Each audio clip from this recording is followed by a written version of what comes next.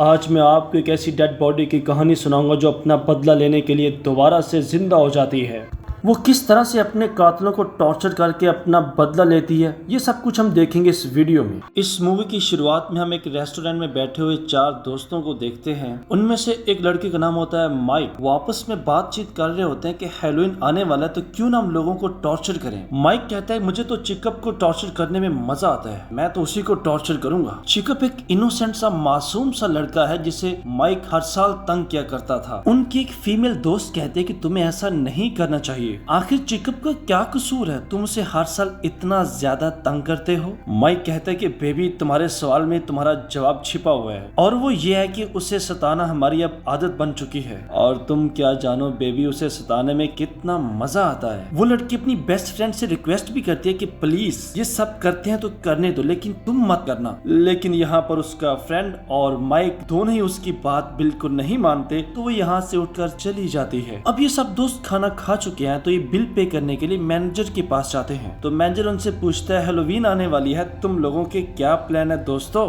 तो यहाँ पर माइक अपना प्लान बता देता है कि हम एक अपने दोस्त को बहुत ज्यादा टॉर्चर करने वाले हैं, उसे टॉर्चर करके हमें बहुत मजा आता है। मैनेजर उनकी बात सुनकर थोड़ा सा हैरान होता है और उन्हें कहता है कि मैं भी जानना चाहता हूँ कि तुम उसे किस तरह से टॉर्चर करोगे। माइक उससे कहता है कि नहीं, मैं आपको नहीं बताऊंगा, ये मेरा और मेरे दोस्तों का प्लान है। वो मैनेजर उससे बहुत रिक्वेस्ट करता है, कहता है काइंडली मुझे भी बता दो। मैनेजर की इतने ज्यादा इसरार करने पर माइक भी मान जाता है। वो उससे कहता है कि चलें, जब हम उसको टॉर्चर करेंगे आपको भी अपने साथ लेकर जाएंगे। जैकब एक मेंटली इल लड़का था जिसका दिमाग ठीक तरह से काम नहीं करता। उसे कैंडी बहुत पसंद थी मगर वो कभी भी ठीक तरह से सोच नहीं पाता था। वो इन कैंडीज को एक बास्केट के अंदर हमेशा अपने साथ रखता था। अब वो एक फेस्टिवल की तरफ जाता है जहाँ पर उसे वर्कर के तौर पर काम करना था। उसका ऑनर से कहता है कि मेरे बबर शेर जी लगाकर काम करना और पूरे ध्यान से काम करना। मेरी एक बात याद रखना, ऐसी कोई हरकत नहीं करनी जिससे मेरी या फिर तुम्हारी इंसल्ट हो। अब उसका ऑनर से कहता है कि तुम यहाँ से चले जाओ और जल्दी से अपनी तैयारी करो क्योंकि शो का टाइम शुरू होने वाला है। जैकब जैसे ही बाहर निकलता है तो उसकी मुलाकात होती है माइक और उसके दोस्तों से। वो उसे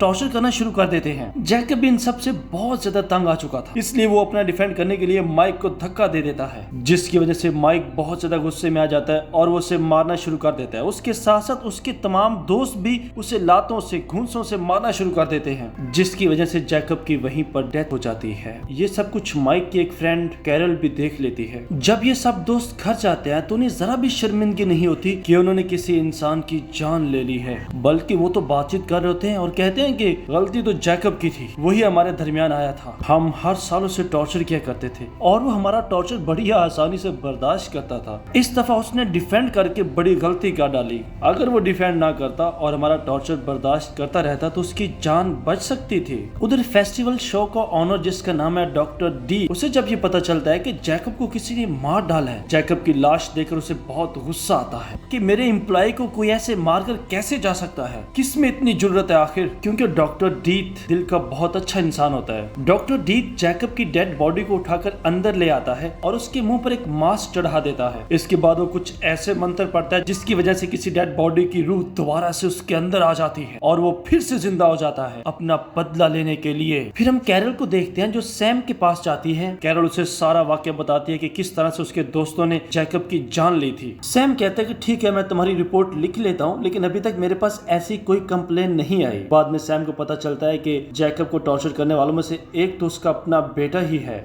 यानी माइक। उसे इस बात पे जरा भी यकीन नहीं आता कि मैं तो इस गांव की रखवाली के लिए हूँ और मेरा बेटा कैसे किसी का कत्ल कर सकता है। सैम सीधा जैकब के घर जाता है, उसका दरवाजा नॉक करता है लेकिन कोई भी दरवाजे पर नहीं आता तो सैम वहाँ से वापस चला जाता है। फिर कैरल के पास उसका दोस्त निक आता है। वो उससे बताता है कि सैम ने जैकब की डेथ के हवाले से इन्वेस्टिगेशन की है और इस इन्वेस्टिगेशन से ये पता चला है कि जैकब अभी जिंदा है। ये सुनकर कैरल बहुत खुश होती है, चलें शुक्र है वो बेचारा जान से तो नहीं गया। फिर वो मैनेजर जिसका नाम स्काई है वो अपने एक दोस्त को बता रहा होता है कि मेरी हैलोवीन बहुत अच्छी गुजरी है और मुझे अपनी ये हैलोवीन कभी नहीं भूलेगी। इसके बाद वो वॉशरूम जाता है तो वो देखता है वहाँ पर एक पंपकिन वाली बास्केट पड़ी है जिसके अंदर बहुत सारी कैंडीज है। वो एक कैंडी उठाता है और उसे खाने लगता है। तभी वहाँ पर जैकब आ जाता है। जैकब उसका बड़ी बेदर्दी से पेट चीर डालता है और उसे मार देता है जिससे उसकी जान चली जाती है। अब वो एक खून का बदला ले चुका है। जब सैम इस मर्डर की इन्वेस्टिगेशन करता है तो उसे हर तरफ कैंडी कॉर्न बिखरी हुई दिखाई देती है। फिर मजीद इन्वेस्टिगेशन करने से पता चलता है कि उस रात जैकब को टॉर्चर करने वालों में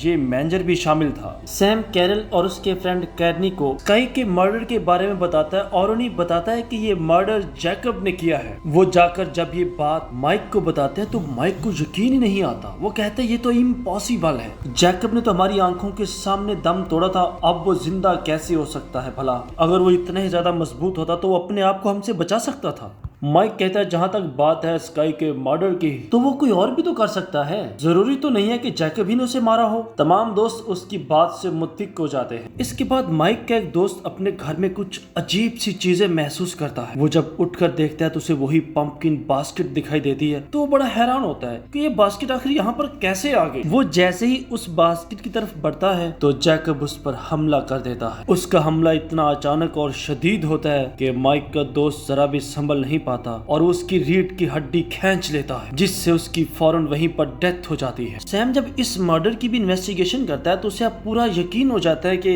इस सब के पीछे जैकब का हाथ है। इसलिए वो दोबारा से डॉक्टर डीथ के पास जाता है और उससे पूछता है कि मुझे बताओ जैकब कहाँ है। तो वो कहता है कि मैंने आपको पहले भी बताया जैकब यहाँ पर नहीं है, वो जख्मी था, मैंने उसे आराम करने के लिए उसे अपने घर भेज दिया। सैम अब दोबारा से जैकब के घर जाता है। इस दफा वो उसका दरवाजा तोड़कर उसके घर में दाखिल हो जाता है। वो उसके बेड के नीचे एक अजीब सी डेड बॉडी देखता है। सैम जब उसकी डेड बॉडी को देखता है तो वो बड़ा हैरान होता है क्योंकि वो डेड बॉडी किसी और की नहीं बल्कि जैकब के मर्डर की थी। मगर सैम कभी भी शक खत्म नहीं होता। वो जैकब की तलाश में निकल पड़ता है और अपने बेटे को कॉल करके कहता है कि तुमने घर से बाहर नहीं निकलना जब तक मुझे जैकब नहीं मिल जाता। इसके बाद सैम पूरे सिटी में अनाउंसमेंट कर देता है कि अब इस सिटी के अंदर कोई भी फेस्टिवल नहीं होगा और तब तक नहीं होगा जब तक मैं दोबारा से इस बात को अलाउ नहीं करता। इस डिसीजन की वजह से पूरा शहर सैम पर बहुत ज्यादा गुस्से होता है और डॉक्टर डीथ का स्टाफ भी उस पर बहुत ज्यादा गुस्से होता है कि आप कुछ न कुछ तो हमसे छुपा रहे हैं। वो उससे कहता है कि शायद ये सब कुछ तुम्हारी वजह से हो रहा है। अब अगर ये फेस्टिवल दोबारा से शुरू ना हुए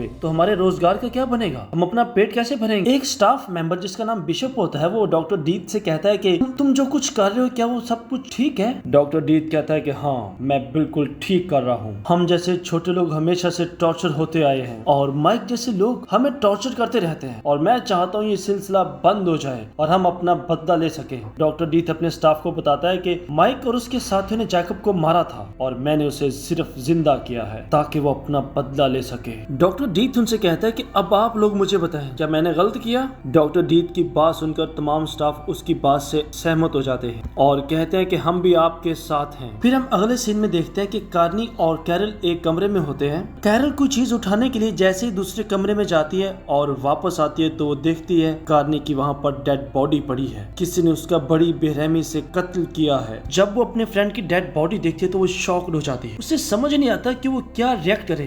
तभी पीछे से जैकब उस पर भी हमला कर देता है और उसकी जुबान खींच लेता है। जुबान के बाहर आने की वजह से कैरल की भी वहीं पर डेथ हो जाती है। अब सैम भी उसी जगह पर आता है जहाँ पर कैरल और कार्नी थे। वो ये देखने आया था कि क्या वो सब ठीक है, लेकिन जब वो कमरे के अंदर जाता है तो वो देखता है कि उन दोनों को भी किसी ने कत्ल कर दिया है। अब सैम भी बहुत डर जाता है। वो अपने बेटे को कॉल करता है, उससे कहता है कि देखो तुम्हारे तमाम दोस्त मारे जा चुके हैं, प्लीज तुम मेरी बात मानो और घर से बाहर मत निकलना क्योंकि अब जैकब का अगला निशाना तुम हो। माइक को इस बात पर बहुत ज्यादा गुस्सा आ जाता है और वो अपनी कार लेकर डॉक्टर डीथ की तरफ चल पड़ता है। जब वो डॉक्टर डीथ के पास पहुंचता है लेकिन तो उसे डॉक्टर तो नहीं मिलता, लेकिन उसका एक स्टाफ मेंबर माइक को बेहोश कर देता है। जब सैम वापस घर आता है तो वो देखता है कि उसका बेटा घर पर मौजूद नहीं है। हाँ, मगर उसके घर में डॉक्टर डीथ एक चेयर पर बैठा हुआ है। सैम डॉक्टर डीथ पर पिस्टल तान देता है और उससे पूछता है कि मेरा बेटा कहाँ है। तभी पीछे से बिशप उसके सर पर कुछ चीज मारकर उसे भी बेहोश कर देता है। फिर डॉक्टर डीथ आगे बढ़कर सैम का सर उसके धड़ से अलग कर देता है। जब माइक की आंख खुलती है तो हम देखते हैं कि माइक एक चेयर पर बंधा हुआ है, लेकिन माइक किसी न किसी तरीके से अपने आप को वहां से आजाद करवा लेता है। तब उसकी नजर पड़ती है कि उसके पापा की गाड़ी आ रही है तो वो बहुत खुश होता है कि मेरे पापा मुझे बचाने आ ही गए, लेकिन ये उसकी खुशफहमी थी क्योंकि गाड़ी में उसका फादर नहीं,